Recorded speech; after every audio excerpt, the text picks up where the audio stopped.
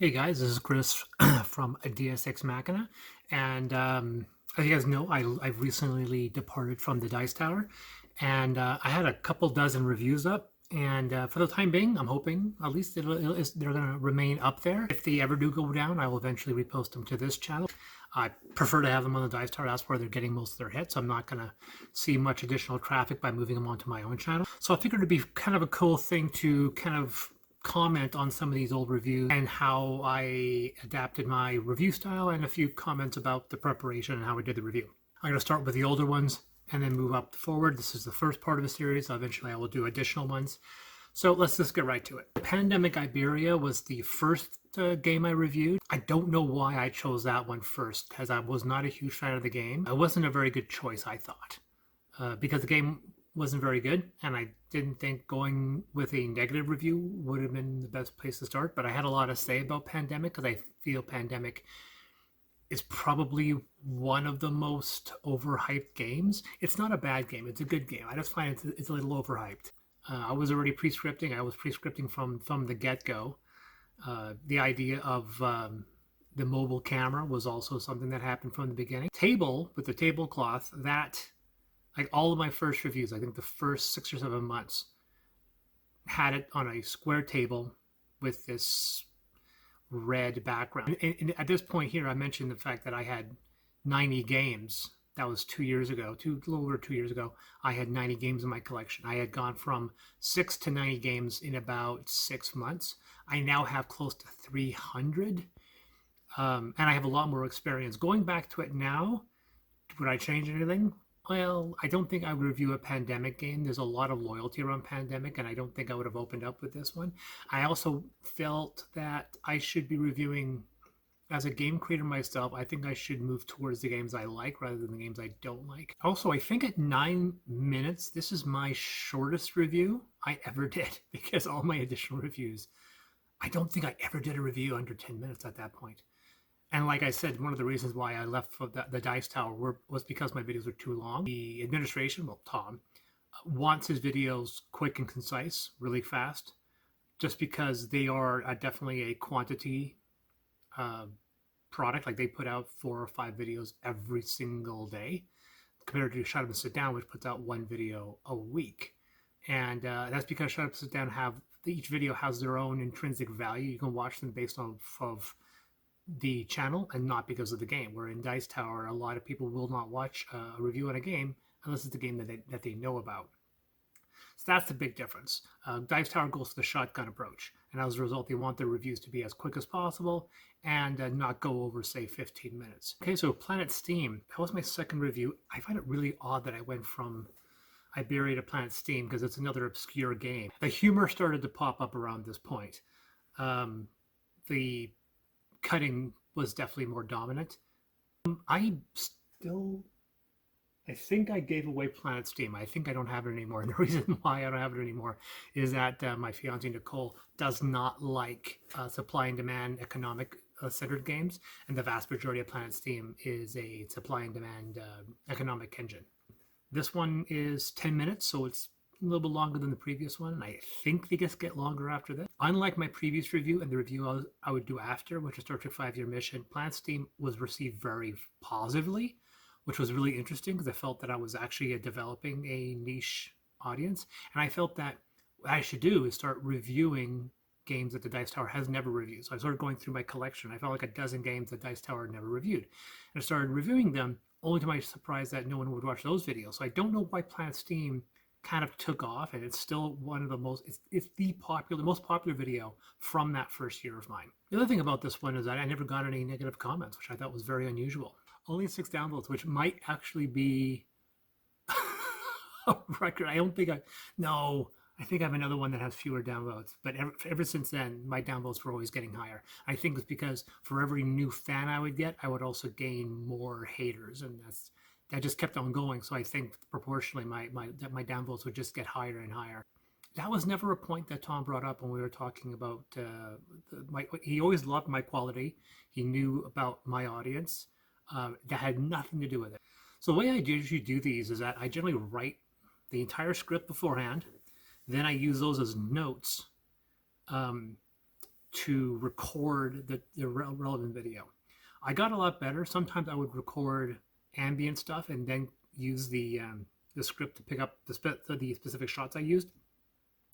And then I got better, so I would record less superfluous stuff, because sometimes I'd record maybe like 2 hours of footage to get 10 minutes into a video. Subterra. This tells you exactly the distinction between the way I do reviews and the way the rest of the Dice Tower did reviews. My review encompassed the core set and every single expansion. But when Z Garcia did it, he split them all into individual videos. And I don't know why they did that. Like, these are all related. And some of them, like the Subterra was posted once, and I think the expansions were done sometime later, but they were all done within a couple of days of each other. And I don't know why. I mean, there's some obsession with the Dice Tower, so it has the most videos. But I don't know the logic if to doing 4 different videos on Subterra and making people go to each individual one. Of course, one reason is, and someone's going to probably catch on this right off the bat, is that when you split the videos up, you can assign them to Board Game Geek, right? So that the hottest video on every single one is a Dice Tower video. So if you split them up into 4 different videos, it's like the games are still in their own individual entries in Board Game Geek. So if you split the videos into individual sections, you get to put a video under each entry. So you'll always see a Dice Tower video. And that involves taking Subterra and splitting it into 4 different videos, where I just did one that covered the whole thing and you see it under Subterra. That's the distinction between me, because I think it'd be logical to see them all because you get to review everything on one shot. By the way, this was the first review where I kind of slammed into the Dice Tower's core family values, i.e. religious values, where you can have a review about cave dwellers being hunted down by monsters, but you can't say the word hell, because I said, holy hell, did I back all of this at the beginning? And that's innocent. I mean, you can get away with that in almost any channel. You can say hell without any problems. Hell, if I monetize this video and I say hell, I'm not going to get demonetized for saying that. And yet, one of the first videos was someone saying, not real happy about the use of bad language. Now, that's obviously the most downvoted comment. There were a few more people that commented that agreed. At the end of the day, you realize that, once again, that's the Dice Tower's audience. I'll be 100% honest, they're core Christian, with that same thing where you can nail a guy to a cross, but you can't say damn. And as a child that was raised in a Roman Catholic household, that didn't make any sense to me, and it still doesn't make any sense to me. This weird disconnect between violence and language. Obviously, I don't believe that a curse word is offensive unless it's a slur. That's a difference. There's a difference between a swear and a slur. A swear word is just a word, but violence, visible violence, can definitely be disturbing and affect people. And yet, for some reason, people will go to go see Passion of the Christ, but don't say the word hell. And if that seems insane to you, trust me, that's a sane response, because someone who was raised in a Roman Catholic household, it was crazy when I was raised there. So I went to Star Trek 5-Year Mission, and I forgot how fast these reviews were on top of each other. I was doing these videos like once a week. That's crazy. Like I would come down to once every 2 months through 2018, and once every 3 or 4 months in 2019. But yeah, I was putting out a video almost every friggin' week. Star Trek 5-Year Mission, I did a whole thing about trying to defend it, and I don't understand why, after the success of the 2 previous videos, why so many people had a hate on for this review. I don't understand. It's one of the... I think it's got the highest ratio of dislikes to likes. It's only like 4 likes over dislikes. It didn't get a lot of views compared to the other 2 previous videos, which once again proves that despite the niche audience, it comes down to, is this a game video I want to watch? And I think Star Trek 5-Year Mission is not a popular game. It is very simplistic. But I was surprised how many people really hated that review. I don't get it. I don't know why. It was a positive review. And obviously, this is one of the ones where I was trying to horse around and make jokes and take time out of the review to just do a joke. This is also the time when people were started asking me to slow down. And I did that for a while, and then I went back up in speed because I just realized, you know, I'm just going to do it how I'm going to do it. Most of these people that are dismissing my reviews are just going to, they're not going to watch my whole review. Like people who are posting comments saying how weak the review is, I know that they're just going to come on board, hit the downvote, and then leave. They're not going to watch the whole video. So I realized, you know, I have to stop trying to answer to those people and continue making the videos the way I wanted to make them and continue attracting the audience that I wanted to keep. Because yeah, you'll always see haters. And this one was probably, I mean, I would say even more proportionally than something like this war of mine. Oddly enough, if I kept doing these types of reviews, 10 minutes, quick cutting, doing the review, maybe doing homebrew stuff, I bet you I still would be more welcome on the Dice Tower. I think it's one of the biggest reasons was the fact that I kept on pushing the length of these videos to see how long I can make them. And that was probably a reason why it didn't work. So with that, we're on to Kepler 3042. This was another one that was received quite well. I decided to review it, even though Tom had reviewed it sometime before, but I absolutely love the game. It's one of my favorite engine builders. I think I like it more than Scythe, even though I haven't played it nearly as many times as Scythe. I played Scythe more often. Stephen Hawking had passed away just before the posting, so I had quickly had re-edited the video to include a tribute to Stephen Hawking at the beginning, but the old video, which is the one you see, went up. So that tribute at the beginning never got posted. I never actually asked whether or not they decided not to play it or they simply didn't get it in time. I'm going to believe the latter because it seems kind of weird and petty for just, you know, to ignore a tribute to Stephen Hawking who had just passed. There was a running joke in the reference because I kept on calling Kepler different numbers. So it's Kepler 3042, but I was calling it Kepler 2525, 45, 45, 75, 10, which is a reference to a very famous song from the 70s. That's kind of a one-hit wonder. So this is the first video that ran over 15 minutes. I just realized this is 17 minutes because it was also a very extensive homebrew corner at the end of it.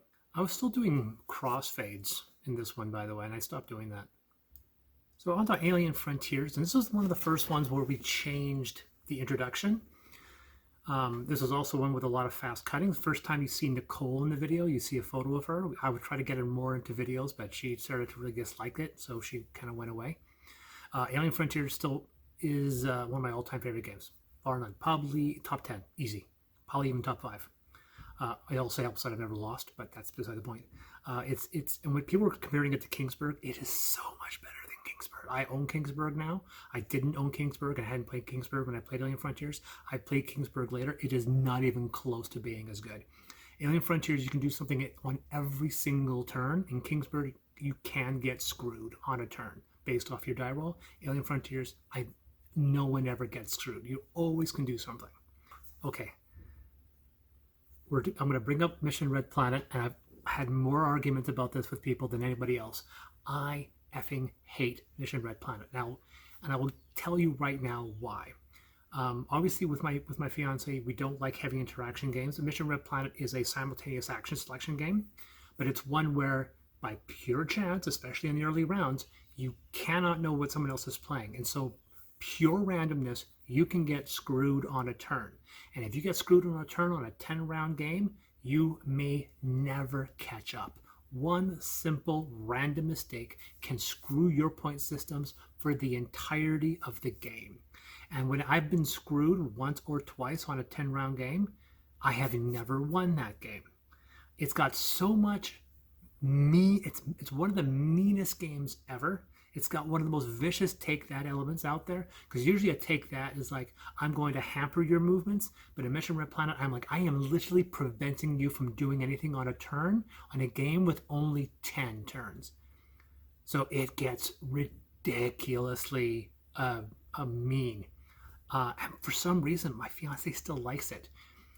She's prohibited me from getting rid of it, even though It is one of the few games that has literally given me an anxiety attack. I've gotten angry playing it. It's the only one where I've gotten angry to the point like I've stopped playing. Like I almost walked away and say like I'm done.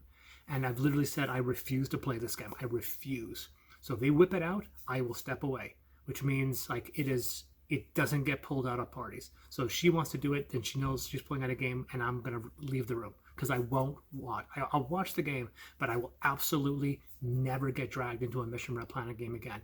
It is the single. It's not the worst game.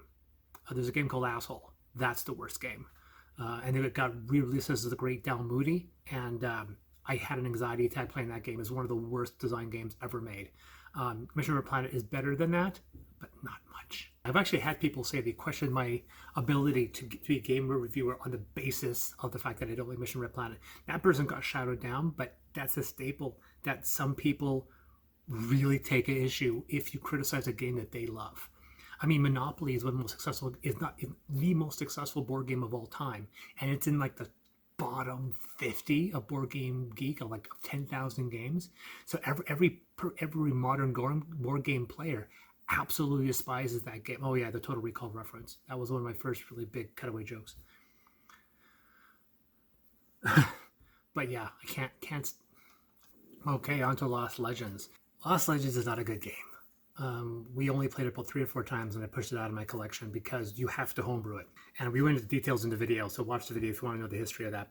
Didn't have any negative comments on this one. I had downvotes, but eventually, like I said, I think that's when my niche audience started to populate. People started to like my format. But once again, getting longer. Now we're up to 17 minutes. I would have videos that would go back in length, but you can see I'm slowly getting longer for each video.